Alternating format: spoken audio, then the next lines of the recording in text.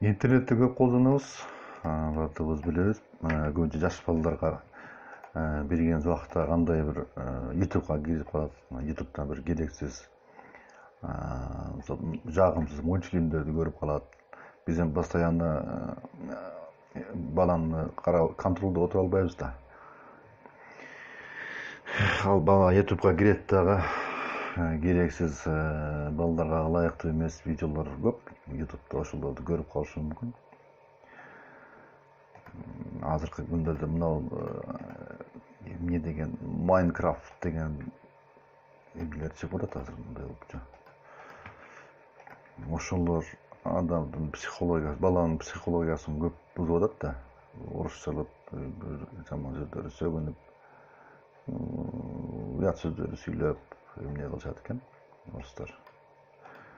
Ошон үчүн керексиз видеолорду YouTube'дан балага көрсөтпөй турган кылыш үчүн анда ошол видеону, ошол каналды черный спискке киргизип койсо болот экен да YouTube'дан.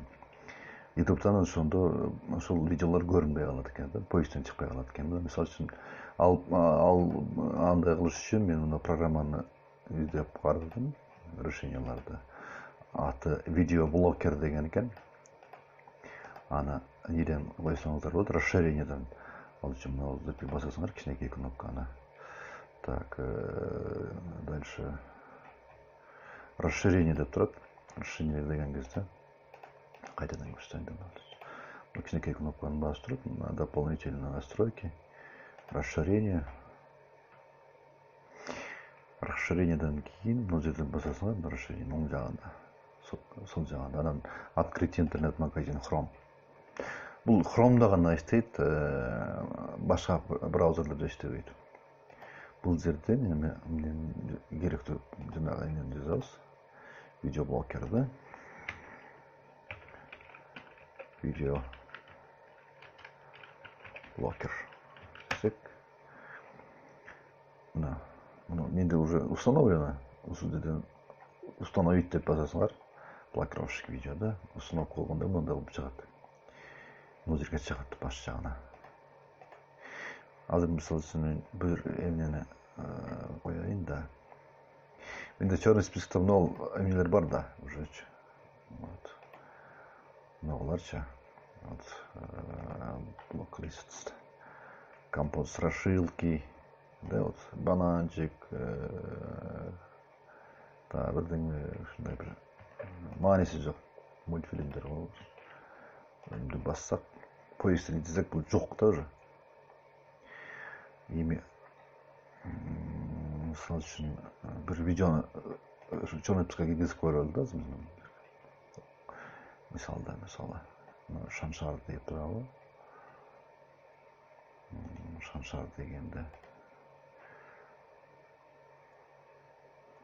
кое турган болсок 100 дейт. Шаншар 100 дегенде черный спискке киргизип поисктен чыкпай турган кылалы да. Так, ушул жазууну алабыз. Бул эми каналдын аты Шаншар экен.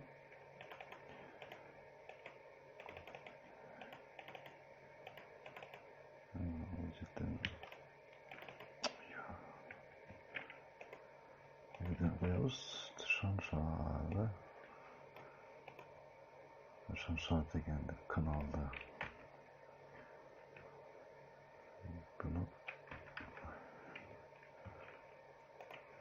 Шаншар деген канал бизге болбош керек да. New каналдын аты channel. Адайтын. Channel. Бул постановка дегендер болот. Анда коштук Шаншар деп. Keyword сөзгө да кошуп койдук. Поисктен чыкпай турган болупчу. Ал үчүн еще страница жаңыланыш керек, обновление болуш керек. Ошол мына блокировка болгон сөз иштеш үчүн страницаны жаңылайбыз, обновление кылабыз. Эми Шаншар деген бул жерде казактардын театры. Анда Шаншар деген көп да. Шаншар монолог, булар бар. Шаншар деген бирок эми чыкпай атат. Канал чыкпай атат, бирок башкалар чыгып атат да. бұл шыққаны, потому что Алдараспан дейм қойып көреді. Алдараспан квартирант 2020 деген мені қоялды да. Ушул видеоны қоялады кейін 2020. Ол уже шықпашы керек. Channel. Мен бардығына қосып қойтам, мен кейборд. Тағы обновление қылдық.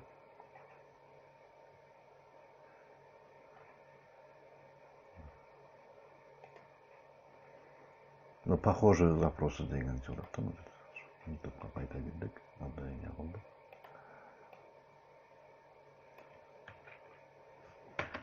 Шамшар 2000, квартирант 2020 деген уже шықпайды да. Шамшардың башқа видеолар шығып жатыр. Алдараспан дегенде вообще шықпай тұрған қалады, Алдараспан дегенде. Қоштық, channelға да қоштық. Вискартқа да қоштық. Keywordқа да қоштық. Еме страницаны обновим. Страницу обновим, да? Обновили страницу. Қайтадан YouTube'ға кірдік.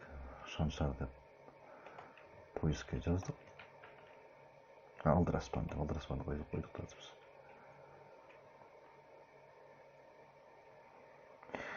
Алдараспан деп жаңағы шығып жатқан жоқ уже. Фильтр мына жерде бар да, бірақ көрсетпей жатылады ше. Алдараспан ажырасу деген, Алдараспан тука бұл видеолардың аты, каналдың аты емес бұлар. Мына. Потому что мына жерге черный списокқа келіп қалды. Эми черный списоктан қандай шығарыш керек? Ал үшін черный списокқа кіреміз да, мынау блок-лист. Алдараспанды алып саламыз. Бүлетін алып саламыз. Шаншарды алып салдық. Шансы бұл қазақтардың театры. Енді қайтадан обновление қыламыз да страницаны. Шаншар деп қайтадан іздеп көреміз. Но видеолар емне уже емне шығарып қойдық та черный списоктан уже Алдараспан шыға баштады.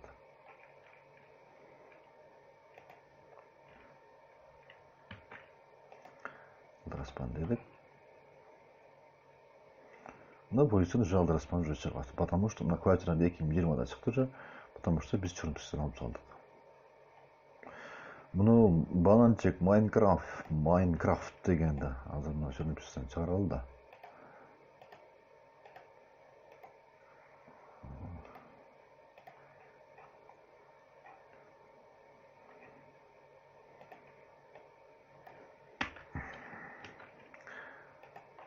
Bunu istedik.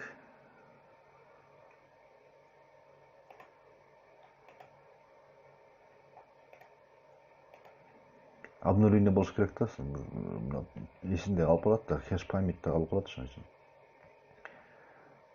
Аз по-моему, неден шыға элек тағы деле Майнкрафт, бананчик Майнкрафт депчи. Мына жерде шығып жатат, бирок көрсөтпөй жатат да. Потому что обновление болуш керек. Я обновление кылган, мынаны баскан менен эле хэш память тазаланып үлгүрбөй жатат окшойт азырчы. Ошого көрсөтпөй жатат тағы делечи. Қайтадан YouTube'ға қайтадан кіріп бәнге қалады да.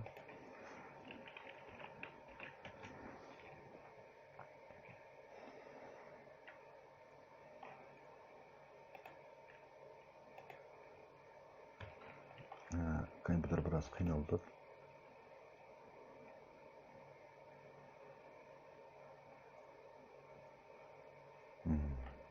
Черныйға кіріп қалған, уже шықпайды. Хорош. Қайда келгісі қойынды бұл. Қысқасы түшінікті да. Түшінікті де ойлаймын.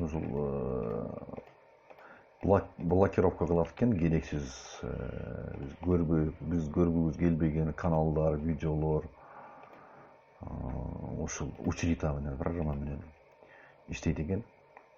Бул жерден койсо да болот экен, бул жерде баштан сөз жазсаң, channel бул add дедиң. Item has been added to blacklist. Бұл сөз черный списокка қосылған деп жүреді. эгер чоң спискten алып чыга турган болсо, анда мына жерде басасыңар дагы blacklist.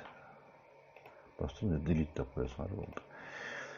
Бул программага көп эле түшүнө бербедим. Мен арканда эстейт экен да. Мына чоң спискке коштумбу, кошкондон кийин Chrome кейде перезагрузка болгондон кийин, өз бычагындан кийин иштеп атат. А кейде просто страницаны обновление кылгандан кийин, страницаны обновление кылып болгондон кийин чоң списктагы сөздөр, видеолор чыкпай атат да. Но жыйынтыкта эми в основном бул программа иштейт экен. Мен мынау киргизген чоң спискке киргизип койгон каналдар, видеолор, булар поисктен чыкпайт да. Надеюсь, түшүндүктүү дедим.